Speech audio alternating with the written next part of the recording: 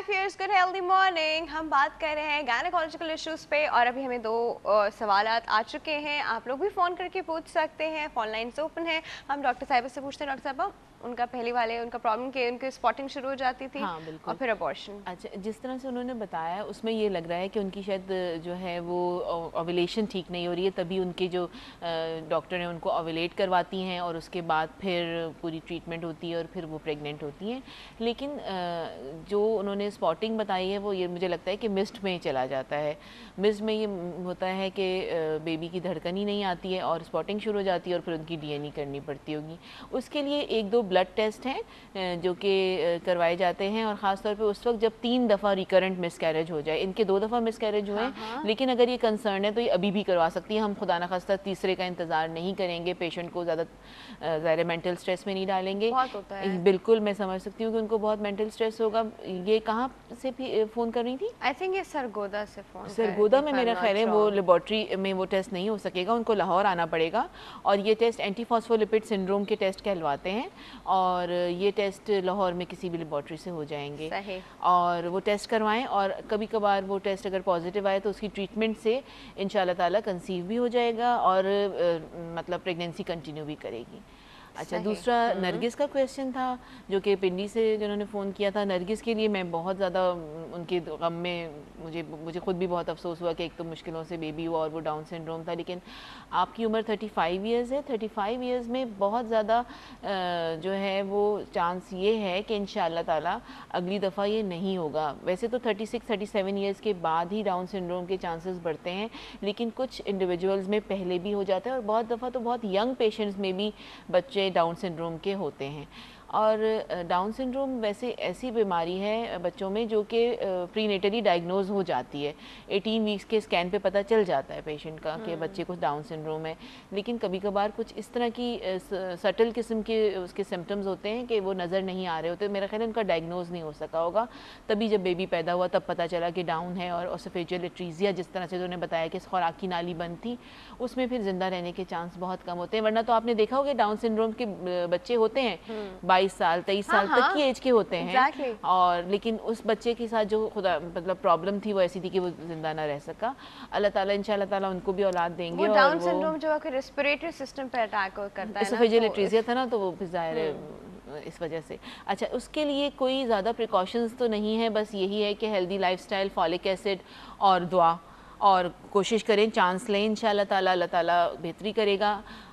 माँ की उम्र जो है वो 36 या 37 से ज़्यादा 35 है ना, तो बस इसी साल में चांस ले लें और दोबारा प्रेगनेंसी के लिए कोशिश करें। ओके। और जब बेबी कंसीव करें तो उनके कुछ हमें गुड न्यूज़ ज़रूर दीजिएगा इंशाल्लाह ताला। और उस जब उनके कंसीव हो जाएगा तो फिर वो ज़रूर फ़ोन करके पूछें, क्योंकि कुछ टेस्ट होते हैं जिससे बड़ी जल्दी पता चल जाता है कि अगर खुदा न खास्ता बच्चे में ये प्रॉब्लम है तो उसको जल्दी टर्मिनेट किया जा सकता है। ठीक है जी, हमारे पास एक कॉल है, अटेंड करते हैं। अस्सलाम वालेकुम। वालेकुम अस्सलाम। Good healthy morning. Good healthy morning. कैसी हो? मैं ठीक ठाक। फायजा इकराम बात कर रही हूँ। फायजा कराची से बात कर रही हैं, कैसी हैं? अल्लाह का शुक्र, ठीक ठाक। अच्छा, क्या पूछना चाहेंगी? हमारे पहले पोल का जवाब दें। आप तो कराची में रहती है, स्ट्रीट क्राइम का बहुत पता होगा आपको। हाँ, ये तो आज रोज का हर रोज का बात ऐसा हो भी चुका है मेरे साथ। हाय अल्लाह, फिर क्या हुआ था? मैंने कहा ले जाओ, मेरा आपने पूरा बैग ले गया था। ओके, चले। हाँ जी, वहीं से पता चल गया आप आगे भी क्या करेंगी। क्या कर सकते हैं, असले के आगे तो कोई भी नहीं बोल सकता ना। आपके पास हम लोग पेपर स्प्रे अपने पास रख सकते हैं, हम लाल मिर्च बैग में रख सकते हैं, हम नीचे से मिट्टी उठा के उनकी आंखों में डाल सकते हैं, हम उनके मुंह पे पंच मार सकते हैं। नहीं कर सकते, वो इतनी अचानक आके करते हैं ना कि बंदा हम भी अचानक ही बस मेंटली अलर्ट रेडी नहीं, मेंटली तौर पे बंदा तैयार नहीं होता क्या क्या किया है। अच्छा चलिए, क्या पूछना चाहेंगी फायजा? मुझे ये पूछना है डॉक्टर साहब से कि मेरी 3 दफा मिसकैरेज हो चुके हैं। अच्छा, 3 मिसकैरेज हो चुके हैं और मैं तमाम अपना ट्रीटमेंट करवा चुकी हूँ, हो चुके हैं मेरे। लेकिन अब डॉक्टर्स ये कहते हैं कि आप प्रेग्नेंट हो फिर आए। प्रेग्नेंट हो फिर आए?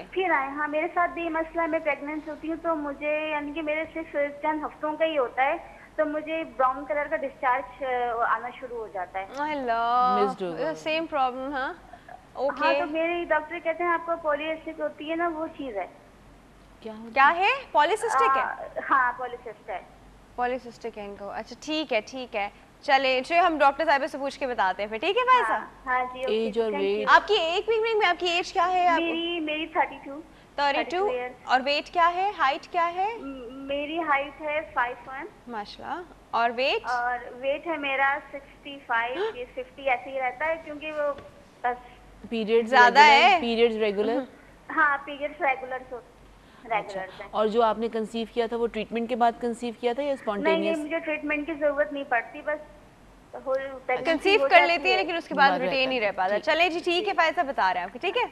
Thank you so much for your call doctor साहिबा। अगेन द सेम इशू, थोड़ा सा वेट रिडक्शन का प्रॉब्लम होगा कि वेट रिडक्शन करें। और उसके अलावा मेरा ये ख्याल है कि इनको अपने कुछ टेस्ट करवाने चाहिए, जैसे कि सीरम इंसुलिन है और अगर वो हाई है तो उसकी ट्रीटमेंट दी जाएगी तो ये कंसीव इनको आराम से हो जाएगा, कोई प्रॉब्लम नहीं होगी। और वो बिल्कुल सही कह रहे हैं डॉक्टर के, जैसे ही कंसीव करें she should go to the doctor, इंतजार ना करें। कुछ ऐसा नहीं कर सकते कि वो जो कंसीव हो वो रिटेन रह जाए भाई? देखो अगर जैसे मैंने कहा ना कि अगर इंसुलिन हाई है तो उसकी ट्रीटमेंट शुरू करा दी जाएगी, ग्लूकोफेज, उससे प्रेगनेंसी कंसीव होने के भी चांस ज़्यादा होते हैं और प्रेगनेंसी रिटेन रहने के भी चांस ज़्यादा होते हैं। और अगर प्रेगनेंसी जैसे ही ठहरे फ़ौरन हॉस्पिटल आएँ और फिर ज़ाहिर है उनके हम अल्ट्रासाउंड और कुछ ब्लड टेस्ट करवा के और उसके accordingly to strengthen the pregnancy उनकी ट्रीटमेंट स्टार्ट करवा देंगे, प्रोजेस्टेरॉन सपोर्ट और बेड रेस्ट वगैरह। ठीक है। अच्छा डॉक्टर साहब, एक बड़ा ही एक सवाल जो हमेशा मैं सोचती हूँ वो ये कि एक तो प्रेगनेंसी में बीच में एक्सरसाइजेस होती हैं, ठीक है, जो आई थिंक 4th या 5th मंथ के बाद से आप प्रेगनेंसी स्पेशल एक्सरसाइज करते हैं ताकि डिलीवरी आसान हो, सिजेरियन की तरफ ना जाना पड़े, वन। और दूसरा आप थोड़ा सा फिट भी रहें। शुरू में क्या जो हम नॉर्मल एक्सरसाइज अपना पैटर्न कर रहे होते हैं, एरोबिक्स होती है, वेट लिफ्टिंग होती है, जिम कर रहे होते हैं, तो वो कितने मंथ्स तक वही रूटीन कंटिन्यू आराम से की जा सकती है? नहीं राफिया, ये जो है ये मैं आपको बताना चाहूँगी कि एक्सरसाइज इन प्रेगनेंसी जो है वो एक बिल्कुल डिफरेंट टॉपिक है। और वो एक्सरसाइज इन प्रेगनेंसी और exercise in non pregnant female बिल्कुल डिफरेंट हैं। आप माइल्ड एक्सरसाइज कर सकते हैं लेकिन एरोबिक्स और वेट लिफ्टिंग ये जो है ये मेरा नहीं ख्याल कि आपको इसके लिए जाना चाहिए। क्रंचेस करती हैं? नहीं बिल्कुल भी नहीं। इसके लिए हमने जो है वो एक वेबसाइट है RCOG की, रॉयल कॉलेज की, उसमें एक्सरसाइज इन प्रेगनेंसी पे पूरी एक गाइडलाइन आई हुई है और वो उन्होंने सारी रिसर्च करके ही बनाई है। उसके बाद उसमें बताया गया कि कौन सी एक्सरसाइजेज जो हैं वो प्रेगनेंसी में सेफ़ हैं और कौन सी नहीं करनी। वॉक की जा सकती है? हाँ वॉक बिल्कुल की जा सकती है। 2-3 घंटा जॉग नहीं कर सकते? नहीं बिल्कुल भी नहीं। वो हर एक के लिहाज से आप फर्स्ट मंथ से ही नहीं कर सकते? फर्स्ट ट्राइमेस्टर में तो मेरा ये ख्याल है कि आप अवॉइड करें, क्योंकि ये तो देखो वेट लिफ्टिंग है या ट्रेडमिल जो इंक्लिनेशन वाली ट्रेडमिल है, these are like you know कि थोड़ा सा स्ट्रेस ज़्यादा कॉज करेंगी। अगर किसी को भी एक्सरसाइज इन प्रेगनेंसी के बारे में कोई मालूमात करनी हो तो वो एक्सरसाइज इन प्रेगनेंसी टाइप करके इंटरनेट पे चला जाए, उनको वो गाइडलाइन मिल जाएगी, आप भी उस पर जाके देख सकते हैं कि क्या है। और दूसरा ये कि फिजियोथेरेपिस्ट जो हमारे पास ज़ियाउद्दीन में फिजियोथेरेपी के डिपार्टमेंट वाले भी एक्सरसाइज इन प्रेगनेंसी बताते हैं।